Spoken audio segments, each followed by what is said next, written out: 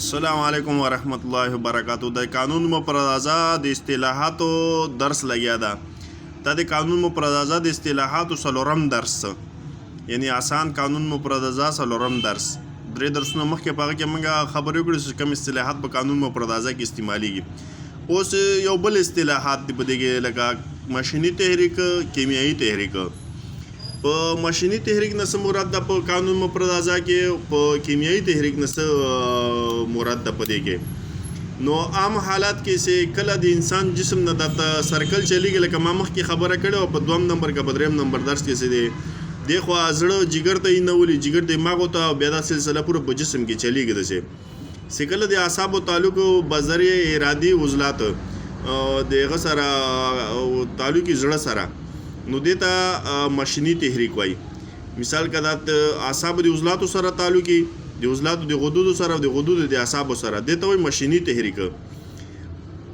او چې کله د اعصابو د غدودو سره تعلقي، لکه هغه سره که نه څه ورکه دا نومونه هلته په ولیکم که نه، دا نومونه مې په ولیکله چې د اعصابو کله د غدودو سره تعلقي او د غدودو د عضلاتو سره او د عضلاتو د اعصابو سره تعلقي که نه، نو دې ته کیمیایي تحریک وایي.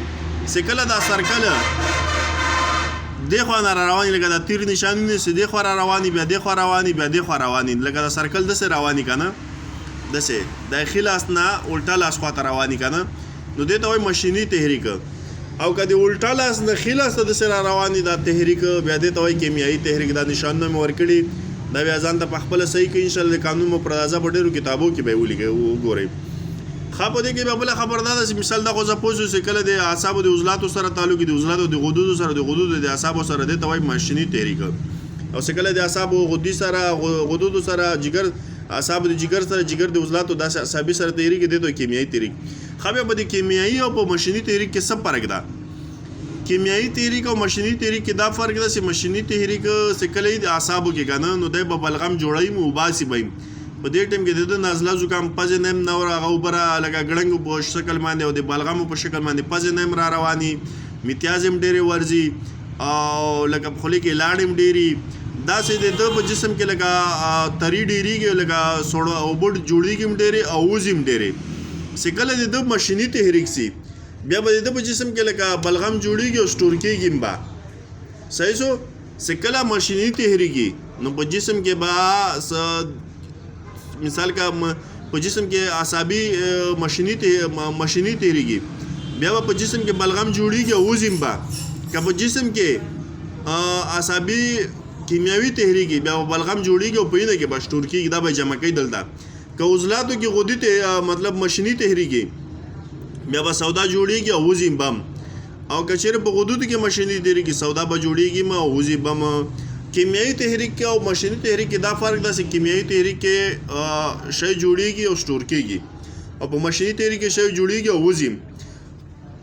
په دې کې ډېره حکم او هغه هم شته، خو لیکن اسانه طریقه دغه ده. ما په دغه اسانه طریقه زده کړې ده، او دا ټولو نه اسانه طریقه ده او ډېره کامیابه طریقه ده او مجربه طریقه ده. صحیح شو؟ کیمیایي تحریک او ماشیني تحریک کې څه فرق ده؟ ماشیني تحریک کې شی جوړېږي او وځي، کیمیایي تحریک کې شی جوړېږي او رکاویږي. دا اصطلاحات مخکې ما کوم 4-5 درسونه تغه کړي که نه، دا اوس بل درس ده. دا نشانی نه ده، دا کیمیایي تحریک ده، ماشیني تحریک ده، دا پاسنی او لاندې کیمیایي تحریک ده. ښه، ماشیني تحریک ماشیني کم نبضونه دي او کیمیایي کم نبضونه دي. 1 3 5 دا ماشیني تحریک دي. 6 4 2 6 4 2 دا هغه سنیمیږي کیمیاوي تحریکونه دي. 6 نبضونه موږ مخکې بیان کړي که نه، په دې 6 کې اوس 3 ماشیني تحریکونه دي او 3 کیمیاوي تحریکونه دي. ماشیني تحریک والا کم نبضونه دي؟ 1 نمبر، 3 نمبر، 5 نمبر. دا د خپل هغه دي لکه مزاجونه دي. کیمیاوي کم دي 6 4 2. دا شان تاسو ځان سره حفظ کې دی، پوه شوئ چې کیمیاوي کم تحریکونه دي، اعصابي کم، ماشیني کم دي. دا شان تاسو په ذهن کې اصطلاحات دا په ذهن کې کېدی.